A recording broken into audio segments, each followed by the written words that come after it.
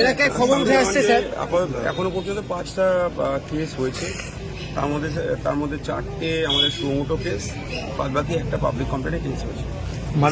Murder কেসে আসামি কি ওখানে যেটা হয়েছিল বেদগুনা, সেটার কি কোনো ইয়ে হয়েছিল? এখন অবধি 22 জন গ্রেফতার করা হয়েছে, তদন্ত চলছে। তদন্তের সাথে এই বিষয়ে বলা সম্ভব নয়। স্যার গ্রামে একটা গুজব ছড়াচ্ছে বিএসএফ এর পোশাক পরে নাকি অন্য কেউ ওরা ঢুকছে।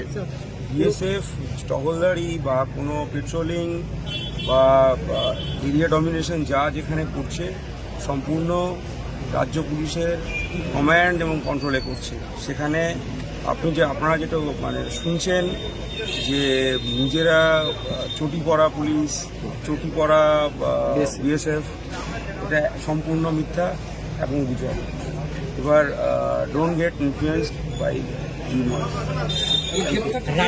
রাতের বেলা একটা গুজব ছড়াচ্ছে প্রতি রাতে দেখছি যে বাইরে থেকে মানুষ ঢুকছে। এটা এই গুজব আপনারা যেরকম জিজ্ঞেস করছেন এটা আমিও বলছি, গুজব প্রত্যেক দিন এরকম। কালকে অনেক জায়গা থেকে, অনেক কটা মহল্লা থেকে দু একটা ওয়ার্ডের নাম আপনারা বললেন। প্রত্যেকে আমি বেশি আমার কাছে ডেটা আছে, যেখানে যেখানে গুজব ছড়িয়েছে প্রত্যেকটা জায়গায় আমরা ভেরিফাই করেছি, দেখেছি সেরকম কিছু ছিল না, সম্পূর্ণ মিথ্যা। যেগুলো গ্রেপ্তার হয়েছে তাদের মধ্যে কোনো রাজনৈতিক নেতা রয়েছে?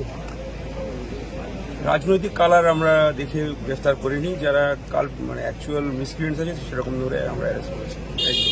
কার কি রং সেটা আমি বলতে পারবো না। সোশ্যাল মিডিয়ায় একটা পোস্ট হচ্ছে যে বিভিন্ন বিশিষ্ট ব্যক্তি সংস্থা রয়েছে, তাদের নাম হচ্ছে সোশ্যাল মিডিয়ায় বিভিন্ন পোস্ট দেখছি।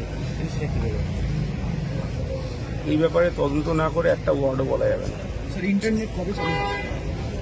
পরিস্থিতি যেভাবে এগোচ্ছে খুব শীঘ্রই হবে। দোকানপাট এখনো বন্ধ রয়েছে, সে বিষয়ে কি বলবেন? দোকানপাট আজকে খুলতে শুরু করেছে, বেশ কিছু খুলেছে, তাড়াতাড়ি নর্মাল হয়ে যাবে এবং আশা করা যায় 2-1 দিনের মধ্যেই স্বাভাবিক হবে। মন্দিরে পুজো হচ্ছে, মসজিদে নামাজ হচ্ছে, জনসাধারণকে কি বার্তা দেবেন এখন? সার্বিক সন্দেহ কি হচ্ছে? এটাই মেসেজ যে সবাই একসঙ্গে থাকুন, একসঙ্গে চলুন, একসঙ্গে বাঁচুন।